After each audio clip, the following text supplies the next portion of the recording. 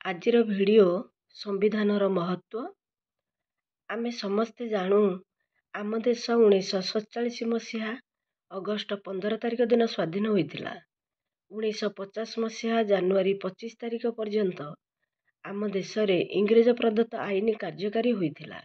କିନ୍ତୁ ସେହି ମସିହା ଜାନୁଆରୀ 26 ତାରିଖ ଦିନ ଭାରତର ସ୍ୱତନ୍ତ୍ର ଆଇନ ଖସଡ଼ା ବା ସମ୍ବିଧାନ ସେହି ଦିନଠାରୁ ପ୍ରଣୀତ ହୋଇଥିଲା।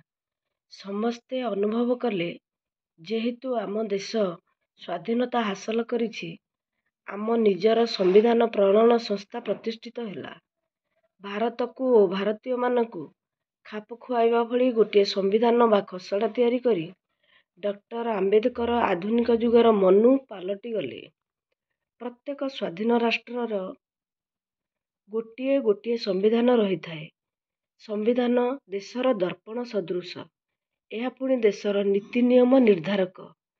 ଗୋଟିଏ ଦେଶର ଆଶା ଆକାଂକ୍ଷା, କାର୍ଯ୍ୟପଦ୍ଧତି, ନୀତି ନିୟମ, ଶାସନ ପ୍ରଣାଳୀ, ସରକାର ଗଠନ ଓ ନିଲମ୍ବନ, ନିର୍ବାଚକୀୟ ପ୍ରଣାଳୀ, କ୍ଷମତାର ବିଭାଗୀକରଣ, ନାଗରିକର ଅଧିକାର ଓ କର୍ତ୍ତବ୍ୟ ସମ୍ବିଧାନର କଳେବର ମଣ୍ଡନ କରିଥାଏ। ଗଣତନ୍ତ୍ର ରାଷ୍ଟ୍ରରେ ବ୍ୟକ୍ତିର ସୁରକ୍ଷା ଓ ସୁବିଧା ନିମିତ୍ତ ଜନସାଧାରଣଙ୍କୁ କେତେକ ଅଧିକାର ପ୍ରଦାନ କରାଯାଇଛି। ଯଦି କୌଣସି କାରଣରୁ ବ୍ୟକ୍ତି ଏହି ଅଧିକାରରୁ ବଞ୍ଚିତ ହୁଏ, ତେବେ ଏହାର ପୁନର୍ଲାଭ ନିମିତ୍ତ ସେ ଉଚ୍ଚ ନ୍ୟାୟାଳୟ ବା ଉଚ୍ଚତମ ନ୍ୟାୟାଳୟର ଦ୍ୱାରସ୍ଥ ହୋଇପାରିବ।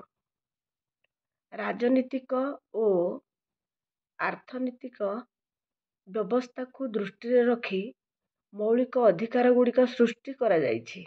ସେଗୁଡ଼ିକ ହେଲା ସମାନତା ଅଧିକାର, ସ୍ୱାଧୀନତା ଅଧିକାର, ଶୋଷଣ ବିରୋଧରେ ଅଧିକାର, ଧର୍ମଗତ ସ୍ୱାଧୀନତା ଅଧିକାର, ସାଂସ୍କୃତିକ ଓ ଶିକ୍ଷାଗତ ଅଧିକାର ଓ ସମ୍ବିଧାନ ପ୍ରତିକାର ଅଧିକାର। ଭାରତୀୟ ସମ୍ବିଧାନର ଏହା ହିଁ ହେଉଛି ସର୍ବଶ୍ରେଷ୍ଠ ଲୋଭନୀୟ ବୈଶିଷ୍ଟ୍ୟ। ଏହି 6ଟି ଅଧିକାର ସହିତ ବର୍ତ୍ତମାନ ପ୍ରାଥମିକ ଶିକ୍ଷାକୁ ମଧ୍ୟ ମୌଳିକ ଅଧିକାର ରୂପେ ଗ୍ରହଣ କରିବା ପାଇଁ ବ୍ୟବସ୍ଥା ହୋଇଛି। ସମ୍ବିଧାନ ଲୋକମାନଙ୍କୁ କିଛି ମୌଳିକ ଅଧିକାର ଦେବା ସହିତ ତାଙ୍କଠାରୁ କିଛି କର୍ତ୍ତବ୍ୟ ମଧ୍ୟ ଆଶା କରନ୍ତି। ସେଗୁଡ଼ିକ ହେଲା ଦେଶକୁ ଶତ୍ରୁ କବଳରୁ ରକ୍ଷା କରିବା, ଦେଶ ପ୍ରତି ଅନୁରକ୍ତି ପ୍ରଦର୍ଶନ କରିବା, ସର୍ବସାଧାରଣ ସମ୍ପତ୍ତିର ସୁରକ୍ଷା କରିବା, ସରକାରଙ୍କ ଆଇନ ମାନି ଚଳିବା, ଭୋଟ ଦେଇ ପ୍ରତିନିଧି ବାଛିବା, ଜାତୀୟ ପ୍ରଗତି ପାଇଁ ବ୍ୟକ୍ତିଗତ ଓ ସାମୂହିକ କ୍ଷେତ୍ରରେ ପାରଦର୍ଶିତା ପ୍ରଦର୍ଶନ କରିବା, ସରକାରଙ୍କୁ ଠିକ୍ ସମୟରେ କର ଦେବା, ସାଂସ୍କୃତିକ ମୂଲ୍ୟବୋଧକୁ ସମ୍ମାନ ଦେବା, ପରିବେଶ ପ୍ରତି ଯତ୍ନଶୀଳ ହେବା, ଦେଶର ଏକତା ଓ ସଂହତି ରକ୍ଷା କରିବା, ଜାତୀୟ ପତାକା, ଜାତୀୟ ସଙ୍ଗୀତ ଓ ସମ୍ବିଧାନର ବ୍ୟବସ୍ଥାଗୁଡ଼ିକୁ ସମ୍ମାନ ଦେବା, ସରକାରୀ କାର୍ଯ୍ୟ ଠିକ୍ ଭାବରେ ତୁଲାଇବା। ଏପରି ଶାସନ ଦ୍ୱାରା ଆମ ଦେଶରେ ଗଣତନ୍ତ୍ର ଶାସନ ବଞ୍ଚି ରହିପାରିବ। ଛୁଆଁ ଅଛୁଆଁ, ଧନୀ ଗରିବ ଭେଦଭାବ ଉଭେଇଯିବ। ଦେଶର ଏକତା ଅକ୍ଷୁଣ୍ଣ ରହିବ। ସମସ୍ତେ ଏକାଠି ହୋଇ କୃଷି, ଶିଳ୍ପ, ସଂସ୍କୃତିର ଉନ୍ନତି କରିବେ।